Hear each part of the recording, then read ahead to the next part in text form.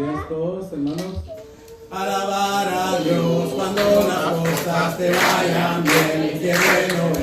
Qué bueno es alabar a Dios cuando en la vida no hay problema. Qué cosa buena. Alabar a Dios cuando las cosas te vayan bien. Qué bueno es alabar a Dios cuando en la vida no hay problema. Qué cosa buena. Pero yo le alabo en mi quebranto, porque Cristo Santo se glorifica dentro de mí. Pero yo le alabo en mi quebranto, porque Cristo Santo se glorifica dentro de mí. Alabar a Dios cuando las cosas te vayan bien. Qué bueno es, qué bueno es. Alabar a Dios cuando en la vida no hay problema. Qué cosa buena. Alabar a Dios cuando las cosas te vayan bien. Qué bueno es alabar a Dios cuando en la vida no hay problema. Qué cosa buena. Pero yo le alabo en mi quebranto, porque Cristo Santo se glorifica dentro de mí. Pero yo le alabo en mi quebranto, porque Cristo Santo se glorifica dentro de mí. Clama a mí, dice el Señor, clama a mí, dice el Señor, clama a mí, dice el Señor, yo te responderé. Clama a mí, dice el Señor, clama a mí, dice el Señor, clama a mí, dice el Señor, yo te responderé. En el tiempo de gozo, en el tiempo de dolor, clama a mí, dice el Señor, yo te responderé.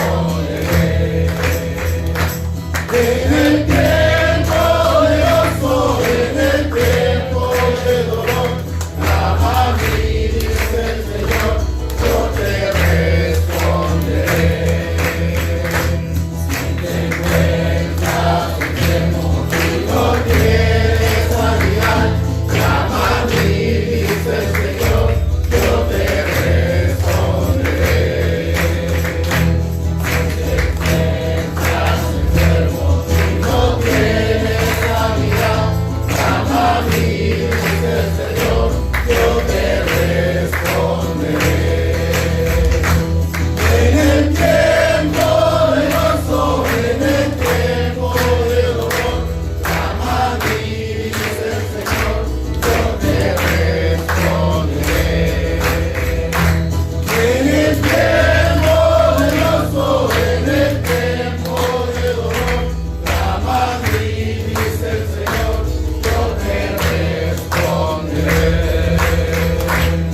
Clama a mí, dice el Señor, clama a mí, dice el Señor, clama a mí, dice el Señor, yo te responderé.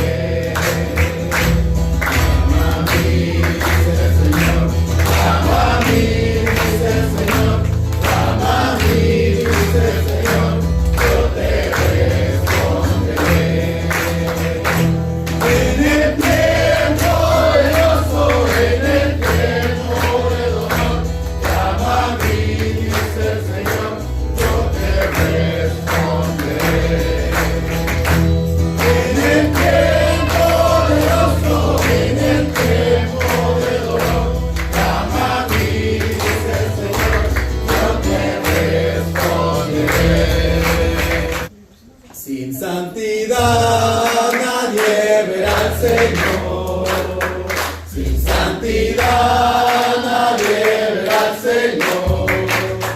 Pero yo sé que veré, pero yo sé que veré, y con su espíritu me santificaré. Pero yo sé que veré, pero yo sé que veré, y con su espíritu me santificaré.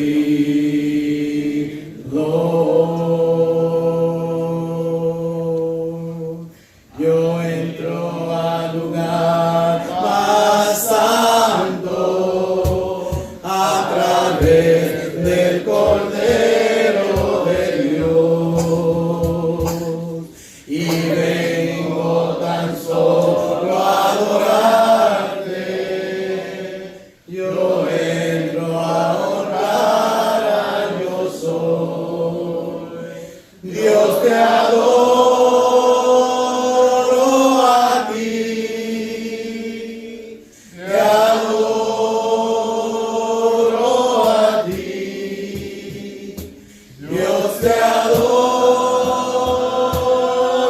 a ti, te adoro a ti, pues tu nombre es santo, santo Dios, pues tu nombre es santo, santo Dios. Yo entro al lugar más santo a través del Cordero de Dios y vengo tan solo a adorarte. Yo entro a honrar a Dios soy. Dios te adoro a ti, te adoro a ti, Dios te adoro a ti, te adoro a ti, pues tu nombre es santo, santo Dios,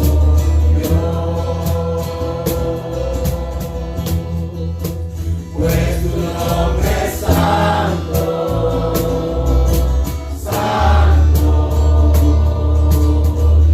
santo Dios, pues tu nombre es santo, santo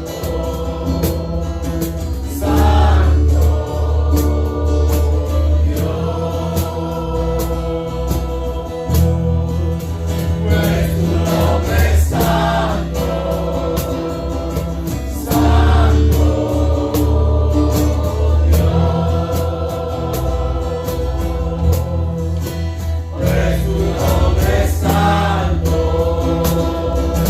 santo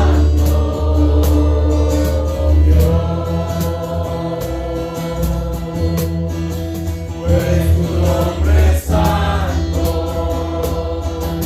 santo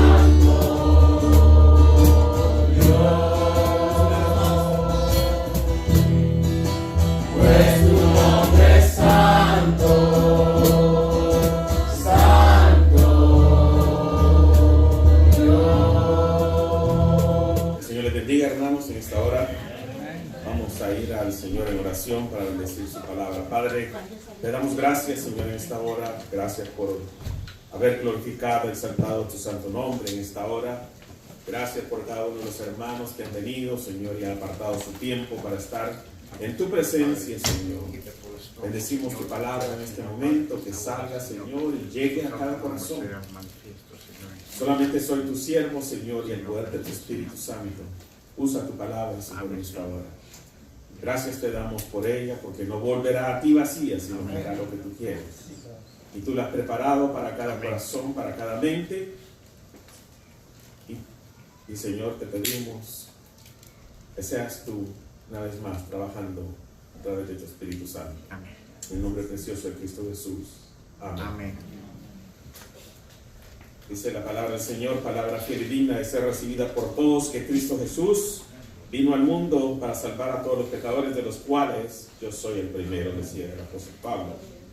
Quiero hablar acerca de algo. El apóstol Pablo en el libro de Hechos, capítulo 17, que no lo vamos a leer como una introducción, el apóstol Pablo había llegado a Tesalónica y entonces, al llegar a Tesalónica, fundó una iglesia. El primer lugar donde él iba era sinagogas, donde estaban todos los judíos. Y dice la palabra del Señor que no muchos creyeron, pocos creyeron en el Señor. Y desde ese momento, fíjese bien, se fundó la iglesia de Tesalónica. Algunos que habían sido ganados para el Señor fueron formados y compusieron la asamblea. Se llamaba una asamblea, de la cual era en las casas. No tenían edificios como los tenemos ahora, o como decimos, una iglesia. Pero en ese momento empezaron a congregarse y fue una de las iglesias más prósperas del tiempo de Pablo. Así que el tema del mensaje es la iglesia perfecta. ¿Cuántos de ustedes han dado cuenta si hay alguna iglesia perfecta? ¿Y qué requisitos tiene que tener una iglesia perfecta? Porque muchas veces hay personas que están buscando una iglesia y llegan a una iglesia y de repente ven cómo está el panorama, y si no les gusta alguna cosa, entonces se van porque posiblemente no es perfecta. Hasta que llegan y encuentran un lugar donde dice, pues esta iglesia, y todavía así dice, está más o menos, ¿verdad? Y ahí me voy a quedar. Pero la realidad es que personas andan buscando cosas que no enseña la Biblia. Por ejemplo, hemos tenido algunas veces algunas personas que vienen y no les gusta la forma como se canta. O de repente dicen, no, es que ahí no cantan himnos. De repente otro dice, no, es que ahí solo cantan coros. Y por eso llegan a ponerle el sello de no, que no es una iglesia perfecta. Pero eso no es bíblico. Porque lo vamos a ver ahora, lo que es bíblico, lo que la Biblia dice, no lo que yo creo, lo que yo pienso, lo que a mí me parece, sino lo que la palabra de Dios dice en cuanto a una iglesia. Así que vamos a ver en esta hora también el tema de una iglesia perfecta y qué la palabra dice y cuáles son las cualidades que define a una iglesia perfecta. Así que vayan conmigo al libro de Primera de Tesalonicenses, queridos hermanos. Me han quitado el reloj, así que no me van a culpar, por favor. Si me paso, siempre estoy viendo el reloj, pero bueno, de paso no hay. Entonces estamos bien. Todos vamos a almorzar aquí, hermanos. Bueno, dice la palabra del Señor acá. Empezamos primero viendo la primera parte, y es aquí donde vamos a encontrar nuestro bosquejo natural, porque hay 3 puntos y los vamos a seguir de acuerdo a lo que Pablo dice aquí en Primera de Tesalonicenses 1 al 4. Vamos a leer por el momento. Amén. Amén. No se preocupe decir amén, hermano, no lo vamos a regañar si usted dice un amén. Veo que la iglesia a veces tiene como temor de decir amén. Yo no lo voy a regañar. Si usted dice amén es porque usted está entendiendo la palabra. Amén. Y es porque Dios está hablando a su vida. Amén. Bueno, ahora estamos bien. Dice la palabra del Señor aquí en capítulo 1: Pablo, Silvano y Timoteo a la iglesia de los tesalonicenses, en Dios Padre y el Señor Jesucristo, gracia y paz sean a vosotros de Dios vuestro Padre y del Señor Jesucristo. Damos siempre gracias a Dios por todos vosotros, haciendo memoria de vosotros en nuestras oraciones, acordándonos sin cesar delante del Dios y Padre nuestro, de la obra de vuestra fe, del trabajo de vuestro amor y de vuestra constancia en la esperanza de nuestro Señor Jesucristo, porque conocemos, hermanos amados de Dios, vuestra elección. Aquí encontramos en este versículo 3 cosas que vamos a ir viendo, hermanos, y están bien detalladas. Número 1 dice, la obra de vuestra fe. Segundo dice, el trabajo de vuestro amor. Y la tercera cosa, la constancia en la esperanza. Y vamos a empezar a ver por qué en realidad la iglesia de Tesalónica, el apóstol Pablo lo tenía como una iglesia perfecta. Porque más adelante ustedes van a encontrar y van a ver lo que el apóstol dice acerca de los tesalonicenses. La primera cosa que se habla acá es la obra de vuestra fe. La obra de vuestra fe. Si bien es cierto, queridos hermanos, que cuando venimos a los pies del Señor es nuestra fe, ¿verdad? Yo recuerdo siempre el pastor que decía que hablaba de su madre y dice, si no fuera por mi fe. Y el pastor decía, no es tu fe, es la fe que Dios te ha dado. Entonces muchas veces decimos, es mi fe, no es la fe, es la fe que Dios está poniendo en usted, porque es una gracia que el Señor nos ha dado a nosotros. Y a él les decía la obra de vuestra fe, pero la fe también tiene un trabajo, ¿verdad? Y decíamos anteriormente en las predicaciones, queridos hermanos, que la fe tiene que ser ¿qué? Activa. Porque la fe que no es activa es una fe, decía el apóstol Santiago, es una fe muerta. Tiene que dar fruto su fe para que usted pueda. Por ejemplo, en este caso el apóstol Pablo les presentó al Señor Jesucristo como Señor y Salvador personal. Pero ¿qué significa esto? Que la persona que escucha el mensaje y entiende el mensaje de que Cristo es el Señor y Salvador, tiene que ser movido a hacer algo en su vida. ¿Y qué es ese movimiento? De decir, yo reconozco mi situación, cambiar algo en su mente y decir, yo necesito a Cristo en mi vida y yo quiero tener la vida eterna. Entonces la fe viene y actúa en su vida y cambia su forma de pensar. Y después viene lo que vamos a ir más adelante. Pero la fe es algo que viene acá. ¿Por qué? Porque fíjense, el apóstol Pablo les presentó a ellos el Evangelio. Y ellos reaccionaron al Evangelio ¿con qué? Cuando les predicó la palabra, dice aquí, del Señor. Pero una cosa que nosotros decimos acá es que, si bien es cierto, en el versículo 5 encontramos la primera cosa que dice acá. Pues nuestro evangelio no llegó a vosotros con palabras solamente, sino también en el poder, en el Espíritu Santo. Entonces la primera cosa que vemos aquí, que dice que el evangelio, ¿qué es el evangelio? Es las buenas nuevas de salvación, las nuevas que predica la iglesia, las nuevas que predican los misioneros alrededor del mundo. Es esa razón por qué el evangelio existe. Es simplemente que Cristo murió, fue sepultado y resucitó al tercer día. Ese es el evangelio, y que Él ha dado vida eterna a todos aquellos que quieren creer en Él. Si usted muere esta noche, ¿a dónde iría? If you die tonight, where are you going? There's two places, heaven and hell. Dos lugares, cielo e infierno.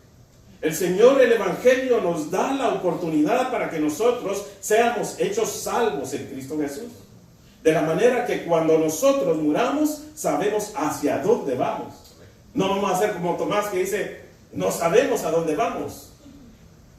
Pero nosotros podríamos decir, sí sabemos a dónde vamos. Porque, como el apóstol Pablo decía, porque yo sé en quién he creído. Es esa tremenda convicción de que sabemos que nadie nos va a separar de la presencia de Dios, sino que vamos a ser de Él. Una vez que hemos elegido seguir al Señor, entregar nuestras vidas al Señor Jesucristo, nadie nos va a separar de la presencia de Dios. Y dice aquí en poder del Espíritu Santo. ¿Por qué? Porque fíjese bien, la palabra de Dios tiene poder. Porque detrás de la palabra está el Espíritu Santo. Por eso el libro de Hechos dice, y recibiréis poder cuando haya venido sobre vosotros el Espíritu Santo. Entonces la palabra va acompañada con poder del Espíritu Santo. No solamente dice aquí fue el Evangelio, sino fue la actuación del Espíritu Santo en sus vidas. Y recuerden, la obra que Dios hace en nosotros es del Espíritu Santo, porque el Espíritu Santo viene y ¿qué hace? Hace una transformación en su vida, una regeneración. Y eso no lo entendemos, porque ¿se acuerdan cuando Nicodemo llegó a Jesús? Hay una obra que el Espíritu Santo hace y esa obra no la podemos entender, porque le decía por medio, el viento viene y va y no sabemos a dónde va, es un misterio. Así es la obra que Dios ha hecho en su vida, querido hermano. Es un misterio que Dios ha hecho en su vida. Y no lo entendemos, pero lo que sí sé, como decía cuando le sanó la vista al ciego, lo que sí sé es quién me sanó. Y lo que sí sabemos nosotros es quién murió por nosotros y nos da la vida eterna. Entonces dice la palabra de Dios acá, nuestro evangelio no llegó a vosotros con palabras solamente, sino también con el poder en el Espíritu Santo, en plena certidumbre, como bien sabéis cuáles fuimos entre vosotros por amor a vosotros. Esta palabra certidumbre también significa convicción. Esa convicción que nosotros tenemos que tener muy clara, muy detallada, para que nosotros tengamos una convicción en lo que hemos creído y en quién hemos creído. Entonces la fe es activa y no merecedera. Luego la palabra del Señor dice acá que eso movió a los tesalonicenses a dar su vida para el Señor Jesucristo. Y luego dice acá, fíjese bien, y la palabra dice acá, porque en el versículo 4 dice también, porque conocemos, hermanos amados de Dios, vuestra elección. No vamos a perder mucho detalle en cuanto a la elección, porque es una doctrina que hay que estudiarla, pero también está la libre participación de nosotros como decisiones que hacemos nosotros. Aunque Dios nos ha elegido antes de la fundación del mundo, no afecta la mente de las personas en querer escoger a dónde ir, porque el hombre tiene la libre elección también, que no se contraponen entre sí. Entonces ya eran personas elegidas. Fíjense que en el libro de Hechos, si quiere leer conmigo, Hechos capítulo 1 y versículo 4, el apóstol Pablo, también hablando sobre este tópico de la elección, decía algo muy interesante hacia los de Éfeso. Decía lo siguiente, en el versículo 4, 1:4 dice, según nos escogió Dios, según nos escogió en Él antes de la fundación del mundo, para que fuésemos santos y sin mancha delante de Él. En el versículo 11 dice, en Él asimismo tuvimos herencia, habiendo sido predestinados conforme al propósito del que hace todas las cosas según el designio de su voluntad. Entonces usted y yo ya hemos sido elegidos. ¿Por qué? Porque nosotros creímos en el Evangelio. Usted abrió su mente a la palabra del Señor. Y en cuanto a la elección, algunos creen en oposición de que solamente hay personas que ya están destinadas a ser salvas. Pero se contradicen porque la palabra del Señor dice que vayamos a todo el mundo y prediquemos el Evangelio a toda criatura. Entonces, si fueran algunos salvos, ¿no? ¿Para qué salimos a predicar? ¿Para qué enviamos misioneros si Dios ya tiene a los que van a ser salvos de alguna forma u otra? Entonces no tiene ningún sentido. Pero la elección no afecta a la libre decisión de cada uno de nosotros, porque está en nosotros el querer creer, pero es una obra del Espíritu Santo en nosotros cuando creímos al Señor. Luego dice el versículo 6, dice, fíjese bien, empieza ya con esta parte de la obra que ellos, el Espíritu Santo ha hecho en sus vidas. Y en el versículo 6 dice, y vosotros vinisteis a ser imitadores de nosotros y del Señor Jesucristo. O sea, que los tesalonicenses empezaron a imitar lo que Pablo, Silvano y Timoteo habían dejado en la iglesia. Y esto es muy importante porque dice que hay que ser imitadores. El apóstol Pablo en el libro de Corintios, 1 Corintios 11:1 decía, sed imitadores de mí. Ahora la pregunta, $1 millón, es ¿cuántos de nosotros podríamos nosotros decir sean imitadores de mí? ¿Cuántos? Yo creo que tendríamos que ser perfectos para poder decir sean imitadores de mí. ¿Cuántos de nosotros podríamos decir a otro hermano o a otro vecino o no sé a quién, decir imíteme a mí? El apóstol Pablo sí lo podía decir. Sed imitadores de mí. Y aquí decía, y ustedes vinieron a ser imitadores de nosotros y del Señor. Creo que tendríamos que tener una buena vida delante del Señor para poder decir, sean imitadores. Estamos en el texto, en el libro de 1 Tesalonicenses. Ponga algo ahí para que no se pierda. En el versículo 6 estoy ahorita. Entonces dice, ser imitadores de nosotros y del Señor. Hermanos, yo creo que todos deberíamos decir a otra persona que sean imitadores de nosotros. Deberíamos. ¿Por qué? Porque necesitamos llegar a la perfección. Y no estamos hablando de que la perfección es intachable, sino más bien decíamos ayer, cuando se hablaba de Job, que era un varón perfecto delante de Dios. No significa que no tenía ninguna cosa, sino simplemente que su relación con Dios estaba bien y que él cumplía con todo lo que Dios quería, y más sin embargo así le sucedió lo que sucedió. Pero eso es lo que nosotros queremos entender, queridos hermanos, de que nosotros seamos ejemplos a otros y que nuestras vidas sean ejemplos. Ahora, si no podemos decir eso, empiece a pensar en su mente por qué no podemos decir eso. Y por esas razones que usted tenga en su mente de que no puede decir eso, empiece a cambiar eso en su vida, para que usted pueda decir, sean ejemplos de mí. Cuando una persona asiste a todos los cultos, cuando una persona da su ofrenda, cuando una persona sirve al Señor activamente, esa es una persona ejemplar. Entonces podrían decir, sean imitadores de mí. El apóstol Pablo les dice acá, ustedes han venido a ser imitadores de nosotros y del Señor también, que es lo más importante, ¿verdad? Porque el Señor siempre es nuestra meta, llegar a ser como Cristo Jesús es. No como Dios, sino como Él anduvo, dice la palabra del Señor, en su forma.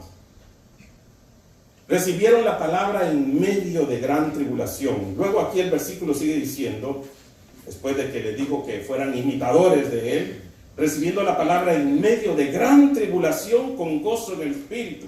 Esto es hablar como cuando usted quiere tomar algo amargo y algo dulce.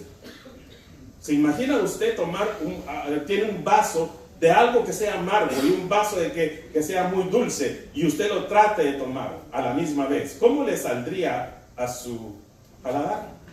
Entonces el apóstol Pablo empieza pensando esto, dice, en medio de la tribulación, en medio del dolor, en medio de las circunstancias que no son buenas, en medio de ese con gozo en el espíritu. Entonces, la pregunta es, ¿cómo yo puedo tener gozo en medio de las dificultades? ¿Cómo yo puedo permanecer con ese gozo cuando tengo problemas? Pero la Biblia lo dice así, de que sí podemos nosotros, aún en medio de las dificultades, tener ese gozo. Porque el gozo del Señor no se va. Ese es un fruto del Espíritu Santo. Más el fruto del Espíritu, que es, dice, amor. Y la segunda cosa que viene después, que aún en medio del dolor tenemos gozo. Que aún en medio del dolor no podemos perder este fruto del Espíritu en nosotros. Y por eso le dice aquí que ellos recibieron la palabra en medio de gran tribulación. La vida cristiana, querido hermano, no es fácil. La vida es llena de dificultades. Y no solo dificultades, sino también ataques del enemigo. Y tenemos que estar conscientes de que tenemos que pelear, como dice el apóstol Pablo, la buena batalla. Un soldado que tiene que estar ahí firme, a pesar de las circunstancias, a pesar de lo que pueda venir, tiene que estar firme. Eso es lo que la palabra de Dios dice. Y a ellos dice que en medio de esta gran tribulación, ellos permanecieron firmes. ¿Y saben las cosas, querido hermano? Que en medio de las dificultades y en medio de problemas, se da a conocer quién es un verdadero cristiano. La palabra del Señor lo decía. Busquen conmigo el libro de Mateo, capítulo 13 y versículo 21. Cuando el Señor Jesucristo enseñaba el sermón del monte, les dejó a entender en Mateo, capítulo 13 y versículo 21, dice lo siguiente, hablando de la semilla, dice, pero no tiene raíz en sí, sino que es de corta duración. Pues al venir la aflicción o la persecución, como lo tenían los tesalonicenses, por causa de la palabra, luego tropiezan. Entonces, no se da a entender un verdadero cristiano cuando hay una bonanza, cuando hay paz, cuando todo va bien. No se prueba un verdadero cristiano en eso. Se prueba en las circunstancias más difíciles de la vida, cuando hay problemas, cuando vienen aflicciones, cuando hay dolor. Y en medio de las circunstancias, ahí es donde se prueba un verdadero cristiano. Los tesalonicenses, fíjense bien, ustedes saben, queridos hermanos, que cuando en la India una persona se convierte al Señor, y no sé si también allá en Indonesia, cuando la persona se convierte al Señor, deja de ser parte de la familia y la echan fuera de la familia. Esto es persecución. Y lo mismo pasaba con los tesalonicenses, porque cuando ellos se convirtieron al Señor, empezaron a ser perseguidos y rechazados por causa de su creencia. Por eso el apóstol Pablo dice, en medio de la tribulación, con gozo del Espíritu Santo. Pero ustedes saben que la vida cristiana no es fácil, porque el Señor Jesucristo dijo que no iba a ser fácil. En el mundo, dice, ¿qué dijo el Señor Jesucristo? Tendréis gozo. Toda la vida estarán contentos, de labio a labio, ahí sonriendo. En el mundo tendréis aflicción. Entonces ya sabemos nosotros de antemano como cristianos que al venir dentro de la presencia del Señor no se van a acabar todos sus problemas. Como alguien dice, venga el Señor Jesucristo y todos sus problemas se le van a resolver. Es una mentira. Porque en el mundo tendremos aflicción. Pero ¿qué dice el Señor Jesucristo? Confiad, yo he vencido al mundo. Y si yo lo he hecho, ustedes lo pueden hacer. Por eso dice la palabra del Señor en el libro de Hebreos 12:2. Puesto los ojos en Jesús, el autor y consumador de la fe, por el cual el gozo puesto delante de él, dice, sufrió la cruz, menospreciando el oprobio, y se sentó a la diestra del trono de Dios. Él mismo sufrió. Y si él sufrió, ¿quiénes somos nosotros para no sufrir? Entonces nosotros, dice, recibieron la palabra en medio de gran tribulación. Ahí es donde se prueban los verdaderos cristianos. Ahí donde se prueba la verdadera fe.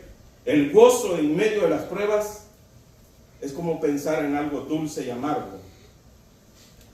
Pero en medio de las pruebas, decía el apóstol Santiago, siéntanse gozosos cuando estén en medio de la tribulación. ¿Quién se va a sentir con gozo cuando está en medio de la tribulación? Cuando pasa problemas. Y él decía, hermanos, tengan por sumo gozo cuando se hallen en diversas pruebas. Déjenme decirle, hermano, ¿cómo nosotros podemos en medio del dolor sacar el gozo? Es simplemente recordando la palabra. Porque si esta palabra le dice que usted puede atravesar las pruebas, que si usted puede atravesar los problemas y que en medio del dolor usted tiene gozo, el Señor lo promete y Él lo cumple en su vida. Porque Dios no es hombre para mentir. Entonces la palabra del Señor nos dice que nosotros siempre tenemos que mantener nuestros ojos en Cristo Jesús. La primera cosa que nosotros vemos acá en el texto, que siempre mantenga algo ahí, para que regresemos al texto, dice, la obra de vuestra fe. ¿Cómo en medio de las circunstancias vinieron ellos a recibir al Señor Jesucristo y no les importó la persecución? La segunda cosa que vemos, dice acá, según nuestro bosquejo del versículo 3, del trabajo de vuestro amor. Del trabajo de vuestro amor. Eran creyentes ejemplares, querido hermano. ¿Por qué? Por su testimonio. Una vez convertidos, empezó la persecución. Una vez perseguidos, inmediatamente empezó la persecución. Pero dice que estaban firmes. Dice la palabra del Señor acá, que en medio de eso también empezaron a servir al Señor. ¿Por qué? Porque era una iglesia comprometida. Era una iglesia que mostraba el amor a través del servicio. Y yo le voy a decir una cosa, siempre ahora estamos estudiando nosotros, que cada uno por lo menos tiene que tener un don. Y tiene que ponerlo al servicio del Señor. O sea, que en otras palabras, el Señor nos ha llamado ¿para qué? Para servir. Y si alguien no está haciendo nada en su vida, entonces no está viviendo de acuerdo a la palabra del Señor. Porque algo tiene que hacer usted. A algo usted lo llamó. Aunque sea un don, usted tiene que tener. Y lo estamos viendo, para edificación, para servicio. Y el mismo Señor dijo, yo no he venido para ser servido, sino que para servir. Y la forma que Él vino para servir, nos ha llamado a cada uno de nosotros a servir dentro de la iglesia, dentro de la asamblea, donde usted puede encontrar su lugar. Hay necesidad en la iglesia. Hay tanto, y podemos decir, pero si ya tienen un guitarrista, pues necesitamos dos más. Ya hay varios maestros, ¿para qué? No, necesitamos más maestros. Necesitamos que si son solamente 5 vienen a predicar la palabra del Señor, necesitamos 50, 100, 200, 1000 para predicar la palabra del Señor cuando salimos a compartir con la persona. Entonces siempre hay mano de obra dispuesta en la mano del Señor. Así que no se aflija usted si es que todos están sirviendo, porque toda la iglesia tiene que servir. Toda la iglesia. Y ellos dicen que tenían ese amor. Fíjese bien, el trabajo de vuestro amor en servicio en la iglesia. Una iglesia comprometida con la palabra. Una iglesia que entendió su papel, para lo cual el Señor la llamó. Una iglesia obediente a la palabra, porque el Señor Jesucristo dijo: y recibiréis poder cuando haya venido sobre vosotros, y me seréis ¿qué? Testigos. Entonces la iglesia estaba siendo testigo, y vamos a ver en los versículos más adelante qué tremenda era esa iglesia. El Señor Jesucristo también dijo en el libro de Mateo: id por todo el mundo. Por tanto, dice el Señor Jesucristo, toda potestad me es dada del cielo. Por tanto, id y haced discípulos a todas las naciones, no solamente alrededor de nosotros. Por eso es que estamos apoyando nosotros a los misioneros. Y hoy en día tendremos una propuesta a la iglesia de apoyar a otro misionero más. Amén. ¿Por qué? Porque somos mandados a predicar la palabra en todo lugar. Y estamos con Richard en Argentina, en Perú, en Brasil, en Honduras. Estamos con Clark en las Filipinas. Estamos con Julie y Marley en la India. Con Ernesto también, porque es un país muy grande. Estamos también con Samuel allá en Indonesia. Y primero Dios estaremos en Francia también, por fe lo digo. Amén. Si la iglesia aprueba a Mauricio. ¿Por qué? Porque una iglesia ejemplar, querido hermano, es una iglesia que obedece la palabra. Y esa iglesia que obedece la palabra, predica la palabra aquí y hasta el final del mundo también. Donde no podemos ir, llega nuestra ayuda para que los hermanos puedan cumplir. Y dice acá, en medio de esa gran tribulación, ellos servían. Su testimonio era importante. Fíjese, hermano, así como nuestro testimonio personal es importante, la iglesia tiene que tener un buen testimonio también, una buena referencia. Su conversión a la obra del Espíritu Santo, esa obra que solo el Espíritu Santo hizo en ellos. Y el que hace a toda nueva persona una nueva criatura. Segunda de Corintios 5:17 dice: de modo que si alguno está en Cristo, nueva criatura es. Nueva criatura es. Dice, todas las cosas son pasadas. Todo es hecho nuevo. Su testimonio, su conversión. Esto es importante y ponga ojo a esto, hermano. Porque si la palabra de Dios dice que cuando nos convertimos, cuando creemos en el Señor Jesucristo y damos nuestra vida a Él, dice que Él nos hace nuevas personas. Todo es hecho nuevo, todo. ¿Qué quiere decir eso? Que todas aquellas cosas que nosotros teníamos anteriormente, no las podemos seguir arrastrando cuando venimos al Señor. Mas sin embargo, fíjese bien, muchas personas vienen al Señor y siguen arrastrando aquellas cosas. Y tenemos que tener un sumo cuidado con eso. ¿Por qué? Porque fíjese bien, el apóstol Pablo decía, fíjese bien, el versículo 7, de tal manera que veáis si habéis sido ejemplo a todos los de Macedonia y Acaya que han creído. O sea que la iglesia era una iglesia ejemplar. ¿Por qué? Porque tenía estas tres cosas: la obra de su fe, el trabajo de su amor y la constancia de la esperanza. Esa era una iglesia perfecta. Si una iglesia tiene estas tres cualidades, es una iglesia perfecta. Y no importa cómo canta, no importa cómo recogen los diezmos, y al principio, al final, no importa. Esas son cosas ya que no vienen a lo fundamental de la palabra del Señor. O si cómo vamos a pintar las paredes, las vamos a pintar rojas, las vamos a pintar moradas o negras, no tiene nada que ver con la palabra del Señor. Pero más sin embargo, fíjese bien, dice que ellos eran ejemplo a todos los de Macedonia. Esta iglesia pequeña era ejemplo a los de Acaya. Versículo 8 dice: porque partiendo de vosotros, y esto es tremendo, fíjese bien lo que ellos estaban haciendo. Porque partiendo de vosotros ha sido divulgada la palabra del Señor, no solo en Macedonia y Acaya, sino también, dice, en todo lugar vuestra fe en Dios se ha extendido. De modo que nosotros no tenemos necesidad de hablar nada. Qué tremendo esto, hermano, porque es una iglesia que estaba comprometida con la palabra, que no solamente se ocupó del sector donde ellos estaban, sino que fueron más allá. Y dice que cuando una iglesia es esto, ¿qué dice el apóstol Pablo? Yo no tengo nada que decir de esa iglesia. Yo no tengo nada, porque están siendo ejemplares y porque están siendo ejemplo a todas las otras regiones. Ojalá que no vaya a ser como una de las 7 iglesias del Señor Jesucristo, pero tengo una cosa contra ti. Hay iglesias que el Señor tiene algo contra ellas. Pero querido hermano, yo siento que la iglesia Alfa y Omega es una iglesia ejemplar. Yo siento que la iglesia Alfa y Omega es una iglesia perfecta. ¿Por qué? Porque estamos cumpliendo con la palabra del Señor, predicando a los perdidos, no solamente acá, sino también hasta el fin del mundo, y enviamos a nuestros hermanos a Indonesia y también para que prediquen la palabra. Este es lo más importante. ¿Para qué existe una iglesia? ¿Para qué Dios creó a la iglesia? Para que predique la palabra, para que en su nombre se predique la palabra y en su nombre haya perdón de pecados. Para eso existe la iglesia. El pueblo de Israel fue elegido para que fuera un ejemplo y fracasó, querido hermano. No dejemos que la iglesia fracase.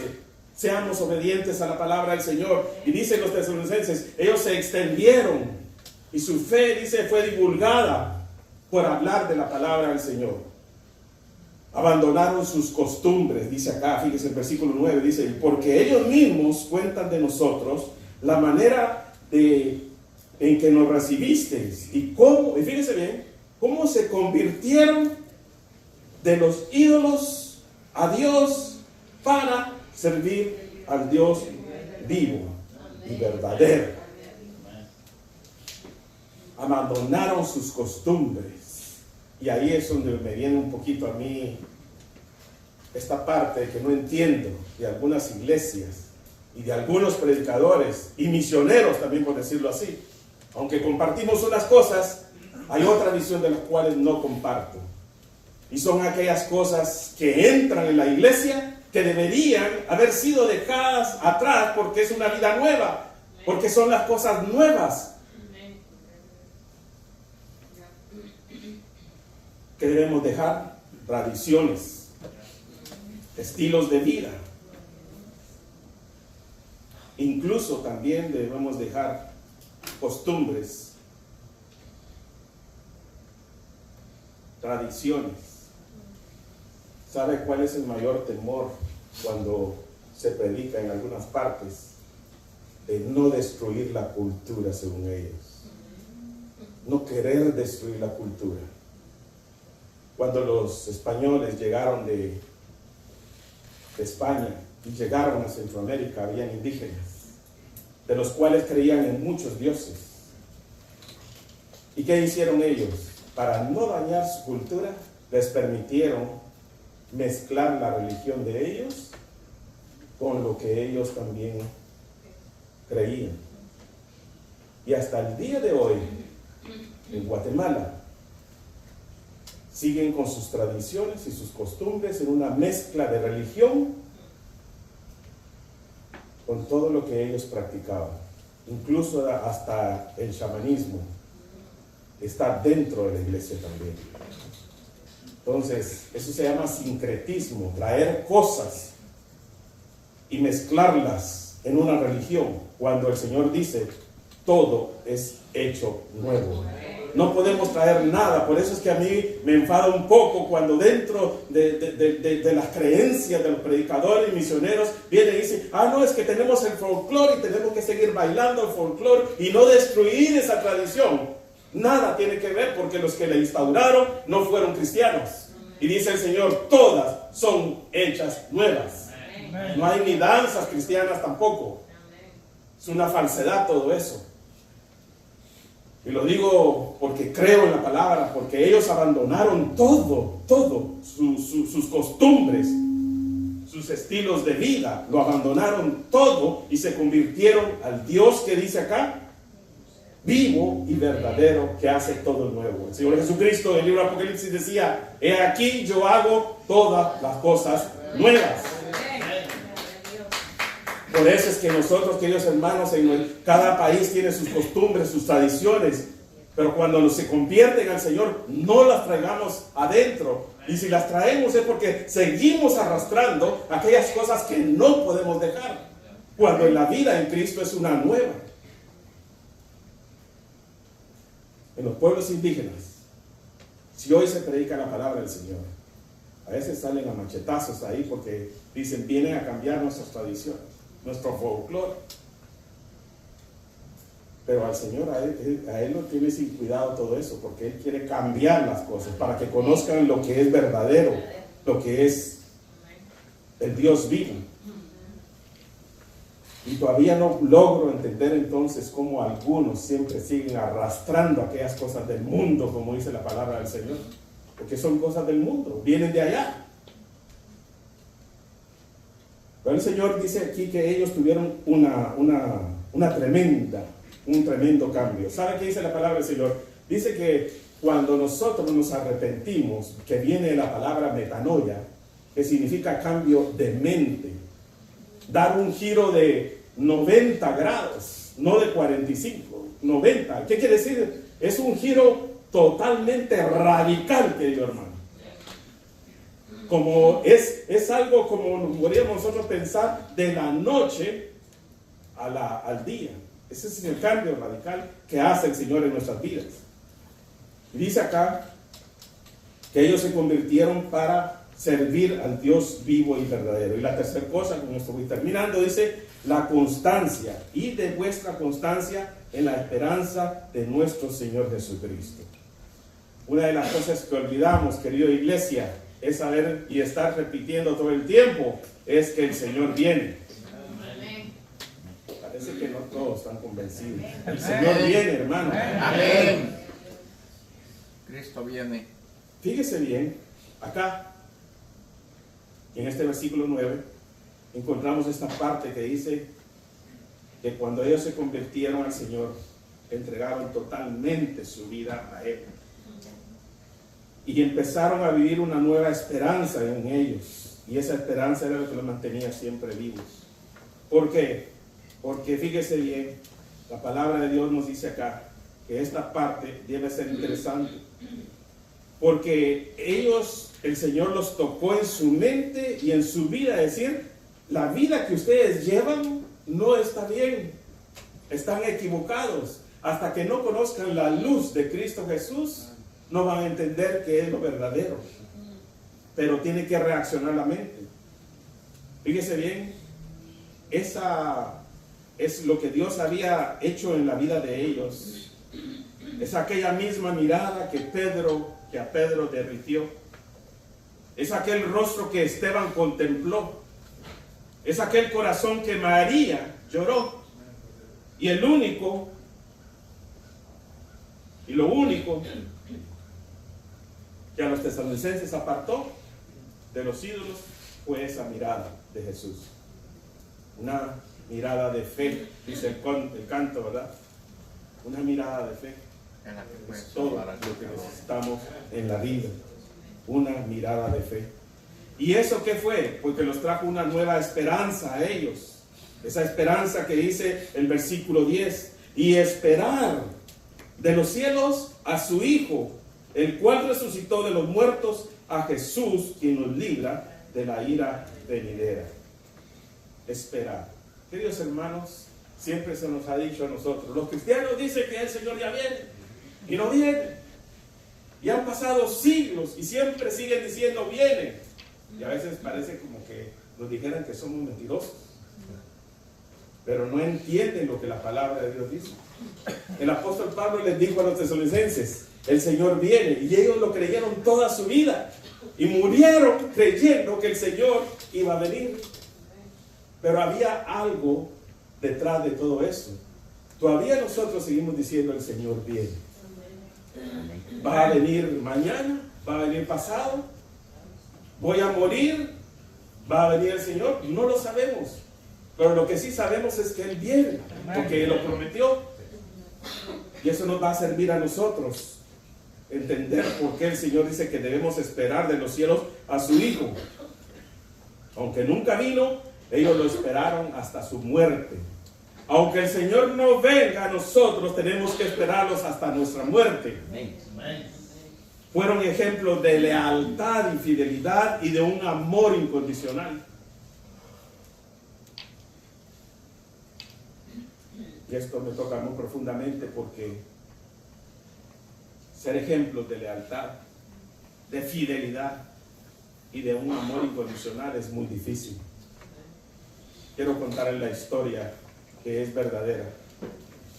Y aunque no habla de un humano, nos deja el ejemplo de alguien, de un ser que aunque no entiende, no tiene entendimiento, sí podía entender algo muy interesante.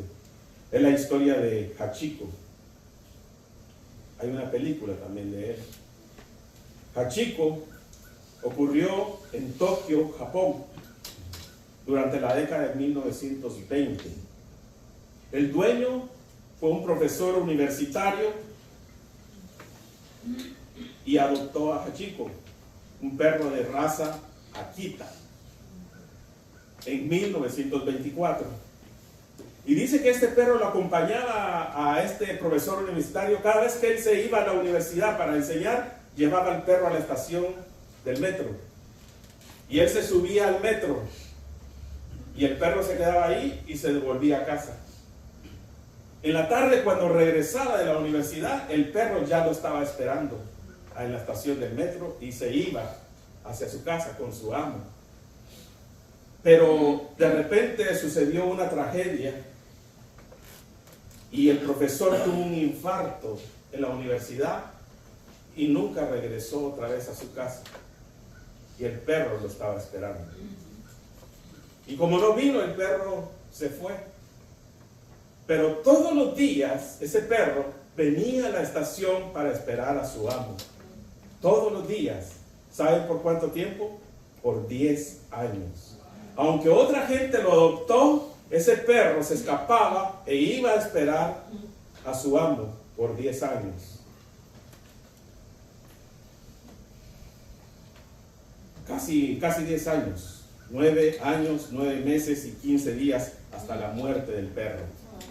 Hasta que el perro murió, dejó de ir a esperar a su amo. Casi 10 años de fidelidad. Esta es una historia conmovedora. Y hasta el día de hoy, fíjense bien, los japoneses, como se dieron cuenta de esta historia real, hicieron una estatua en honor al perro. Al día de hoy. Y es un punto de reunión importante para todos los japoneses.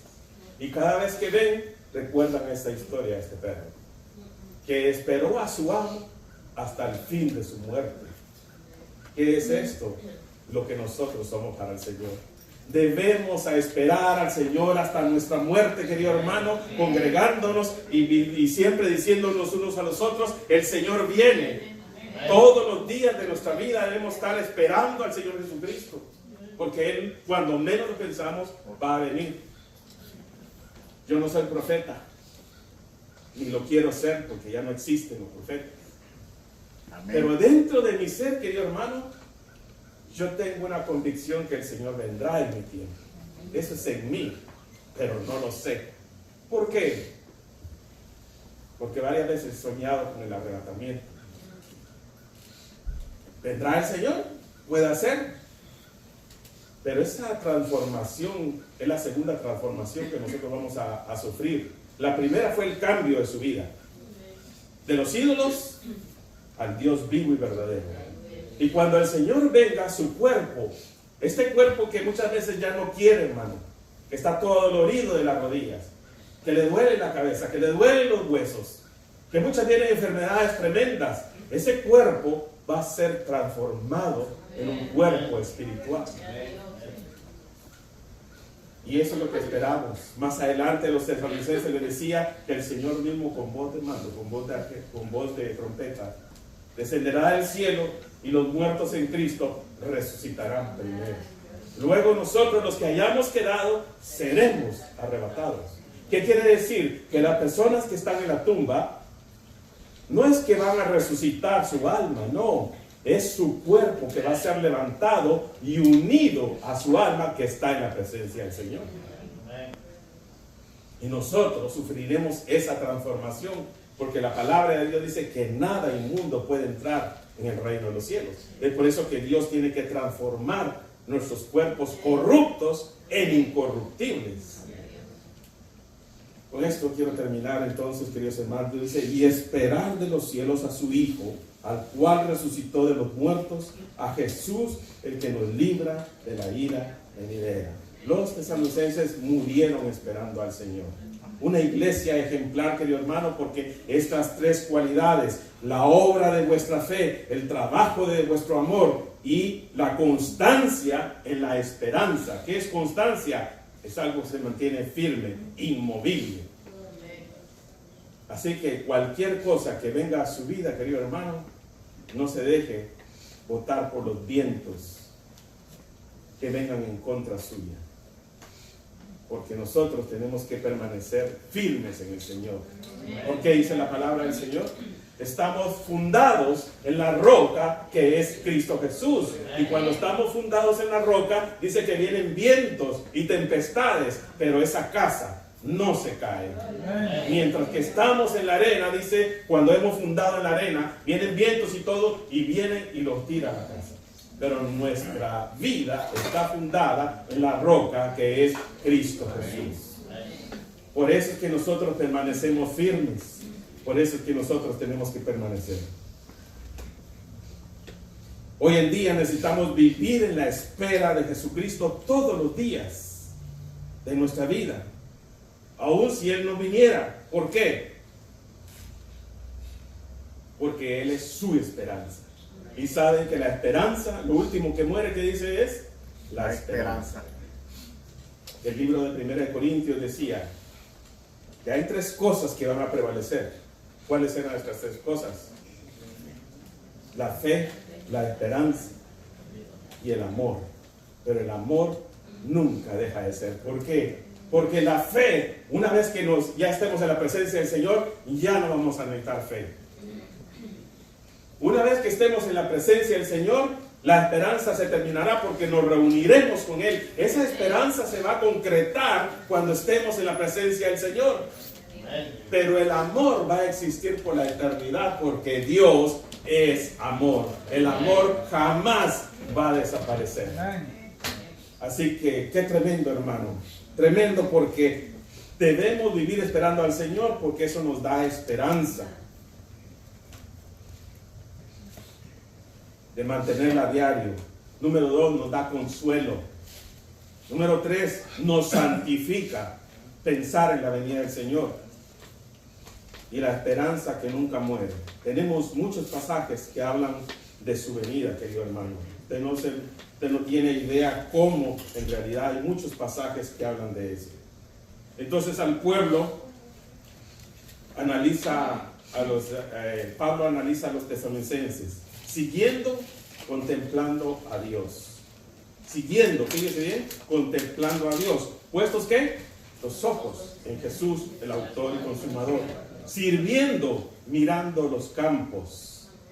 Sirviendo, mirando los campos, porque el Señor Jesucristo dijo, mirad los campos, ya están listos para hacer ¿qué? Para la siega. Y dijo, rogad al Señor de la mies para que envíe obreros a la mies. Entonces tenemos que mirar al Señor y tenemos que mirar los campos. Y esperando, puestos los ojos en Jesús. Siguiendo, contemplando a Dios, sirviendo, mirando los campos y esperando, puestos los ojos en Jesús. La iglesia de los tesalonicenses, el apóstol Pablo les dijo, de modo que nosotros no tenemos necesidad de hablar nada de ustedes. Son perfectos. ¿Qué es la perfección? La obra de vuestra fe, el trabajo de vuestro amor, la constancia, la esperanza, eran el reflejo de una iglesia perfecta. Si una iglesia tiene esas tres cualidades, es una iglesia perfecta. Vamos a orar. Padre, te damos, Señor, gracias a usted, Señor, porque usted es digno de honra y gloria. Gracias te damos porque las cualidades que tú ves, Señor, en una iglesia son aquellas de la obediencia, son aquellas de las cuales pueden dar fe donde la fe es una fe activa, donde una fe se demuestra, donde una fe también prevalece dentro de ellos. Pero sobre todo que siempre tengamos en cuenta que de vez en cuando tenemos que decirnos unos a los otros, el Señor viene. De no olvidarnos de que tú estarás pronto con nosotros, como las 10 vírgenes, que una de ellas, algunas salieron y cuando vino el esposo no estaban preparadas. Es esa constancia, es esa esperanza, es esa santificación la que debes hacer en cada uno de nosotros y en tu pueblo. Gracias por tu palabra, Señor, en esta hora. Te pido que la bendiga grandemente, que haya sido edificación no solamente a la iglesia, sino también a los que nos escuchan por los medios de comunicación. Los bendecimos en tu nombre también. Gracias, Padre, y que ellos puedan también en su mente rendir sus vidas y dejar los ídolos para convertirse al único Dios verdadero. Amén. Gracias, Padre, en esta hora. Bendecimos tu santo nombre, en el nombre precioso de Cristo Jesús. Amén. Amén.